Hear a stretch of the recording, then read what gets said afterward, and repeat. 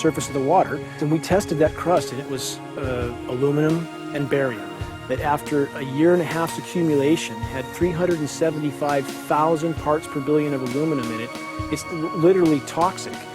We can say conclusively that what we see in the sky matches expressly what's outlined in numerous patents, and the materials on the ground match those patents. This material was not there 5 years ago. It is a recent phenomenon in the quantities it's in. It has escalated in some cases 50,000% in 5 years in the case of aluminum. From our original baseline reading of 7 parts per billion, which was already high, it has escalated up to 50,000% in 5 years. And we've seen profound changes in that time. Dr. Leonard Time, PhD in chemistry, I cross-checked with him, and he says the oxides of aluminum, barium, and strontium will drive your pH into the from an acid soil like this up into the neutral. There's no question about it. And that's exactly... That's exactly what you see happening. Wow. I have a doctorate in inorganic chemistry from Oregon State University, in which I was working with different metals and oxidation states, and then did a postdoctorate work at Brandeis, where I was working stabilizing off oxidation states of different metals. The goal is to sort of figure out how everything fits in the dynamic equilibrium of life. I was working with Francis up in Mount Shasta, and he showed me some rainwater analyses that had to do with levels of aluminum, strontium, and barium in the atmosphere. So I feel the major toxin in these chemtrails is the aluminum. And from the levels we were looking in at Mount Shasta, this is totally, totally unacceptable. When you get to metals and biological systems, you're no longer talking about the bulk aluminum that people think about when they're drinking from soda pop cans and that. So once it gets to the aluminum oxide stage, it just forms a plaque within your arteries and shuts down life. When you take elements that normally aren't out in the environment and you start putting them in the environment, it raises some serious red flags. Aluminum is a very specific nasty in biological systems. It takes that site and it never lets go, and it shuts down the site, and that's it. And so as you accumulate aluminum over time, it causes major neurological damage because it ends up as aluminum oxide that's essentially stuck in place and can't be flushed out by normal systems. At the core of everyone's condition, there's always some level of toxins. And aluminum is known to have cancer-causing effects. The half-life is decades. I think that we should be working on taking more of these toxins out of our environment instead of adding more toxins in. It's very concerning that if we add more toxins to our environment, that will be increasing the rates and risks of cancers. Even one patient is not worth it. So sad that they would consider putting aluminum in our environment to affect something when they could be causing so much more damage. Wherever the material is coming from, it is there. The amount of metal falling on us cannot be disputed. Absolutely, this is not speculation. The amount of metal in the last 4 years, as I said, have increased to a degree of thousands of times, and California Air Quality Resources Board has studied the aerosols from China. These metals are not amongst them. Mike, the reason I've chosen to focus so primarily on this issue is I feel all other issues are secondary. What could be a greater priority than not being able to walk out your door and take in a breath of air without sucking up heavy metals? If our land base is being poisoned, if our waters are being toxified, what will we have left to work with? Whatever we choose to focus our time and energy on, whatever our political beliefs, that this is a common ground for all of us. We must have air that we can breathe, that's not full of toxic chemicals and metals. We must have water that's not completely laden with whatever is being emitted from these aircraft. And if people stopped to consider that the atmosphere is as thin as a layer of paint on a basketball, It is an extremely thin layer that allows life to exist on this planet. To simply treat it as a physics lab and experiment with it until it is broken beyond repair is folly of unbelievable proportion. And if people understood that this sort of experimentation not only is going on, but has been going on for a very, very long time. Going back 50 years, there's been countless climate manipulation, weather modification programs that the vast majority of the public is completely unaware of. And if they think that this is not true, that certainly that somehow they would have known if it was occurring, I would ask them to look at things like Agent Orange and the things that governments do because they can, because there's no one to stop them, because they have these huge military machines that want to control everything. And in fact, the government's own document, perhaps you may have seen, it's available to any online, is called Owning the Weather, an expressed goal of our government, and not just our government. He told the Associated Press that the American government has created weather tampering techniques so that the New World Order will be able to starve millions of Americans and to control the rest. There is weather control techniques. Number one, the entire patents on the equipment. Number two, Senator Claiborne Pell's complete statement and story of his own that not only does it exist, but that we even utilized it as far back as the Vietnam War. Well, Murph, We're going to do what we can. let's see what we can do. You got the scientists behind you. The scientists are with you, so at least this scientist is with you. I may not have $1 million budget, but I've got enough to show that something's dreadfully wrong. You got it. All right. So Arizona will be this Monday, the 21st. Senator Johnson up in Show Low. So we're going to be in the car a long time.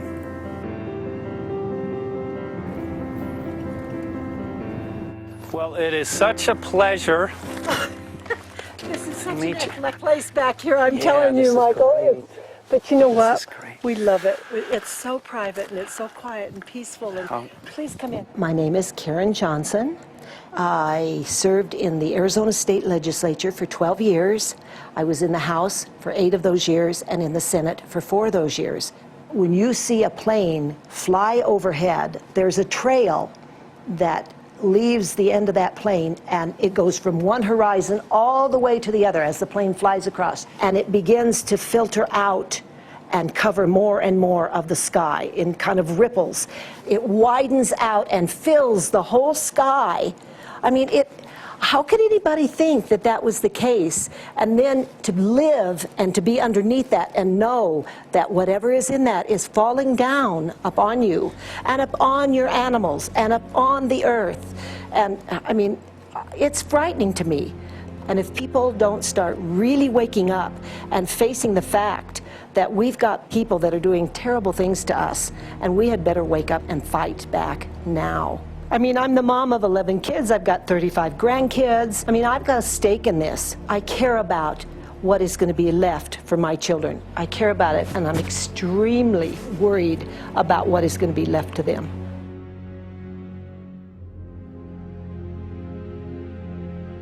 Aluminum is toxic, and we know that it's accumulative.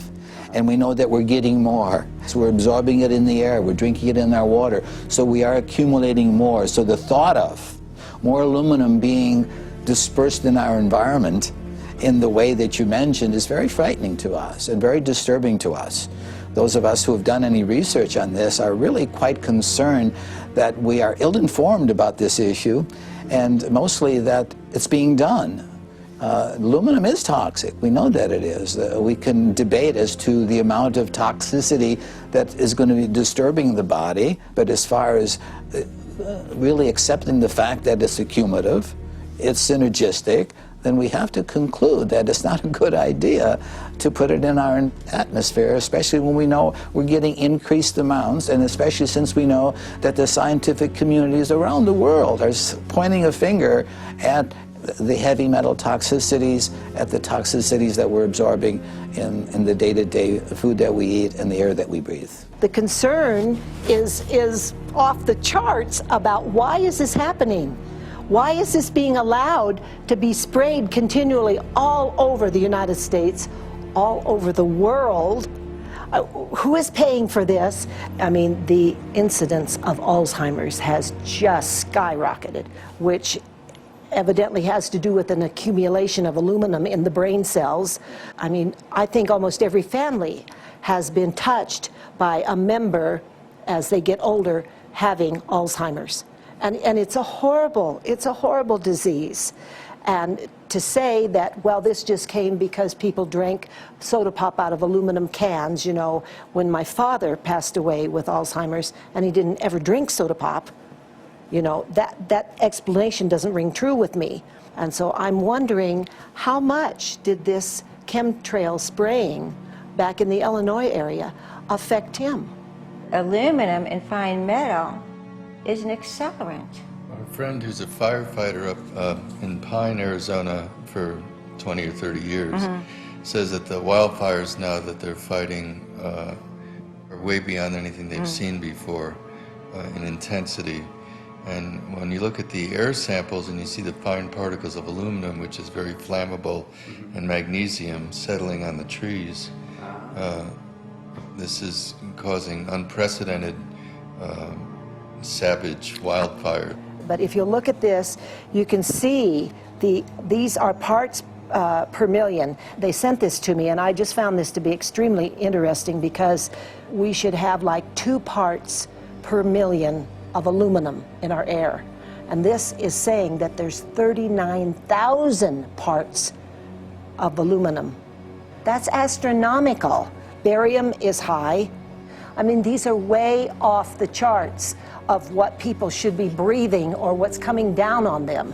And, you know, if people wonder why their health is deteriorating, why they're having to go to emergency rooms, why they can't breathe, you know, why they're getting Alzheimer's, this has been planned. We have elites, I don't know what you want to call them, one worlders, Illuminati, I don't know, whatever you want to call them. But with these people that don't care about the average person. They only care about themselves, their greed, their power, and if they eliminate, you know, 2/3, 3/4 of us from the planet, so much for the better for them, because then they don't have so many people to have to herd around and worry about. So this is a lot what this is about, and this is very, very alarming and scary. I mean, where is this stuff coming from, and why? Why is this kind of stuff being put out there? You know, I've heard different explanations about, oh, we need to cool the planet, all this and that. But if people are up there trying to cool the planet, why do they need all this kind of stuff in it? The explanations just never have really rang very true. And as I'm setting up the equipment, she looked at me, she said, all these trees here are dying. And I said, what? She says, all these trees in here are dying.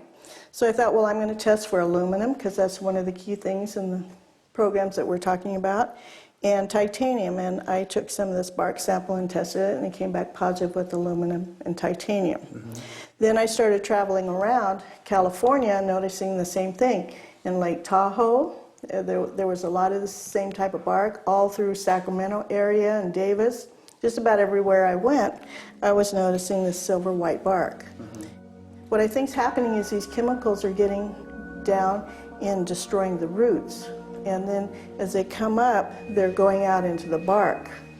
Those 2 right there are the ones that are just, it just hurts so bad to see these 2, because look how old and big they are. We probably lost 40 trees right here on our 10 acres. Every week, every other weekend, we'd see another tree that was beginning to die. And I mean, it's just so sad, we just cry. And to think that that might have something to do with it, along with their other explanations, would really, really frost me. Every time you lose a tree, you know, it's not good, it's just sad. And there's another one over here in this little group of trees here. Don't you feel better when you stand up and fight than if you crawl down in a little hole and go to sleep? You know, I mean, my gosh, people, your families are out there, children are out there, your grandchildren. I mean, you've got to do something to help.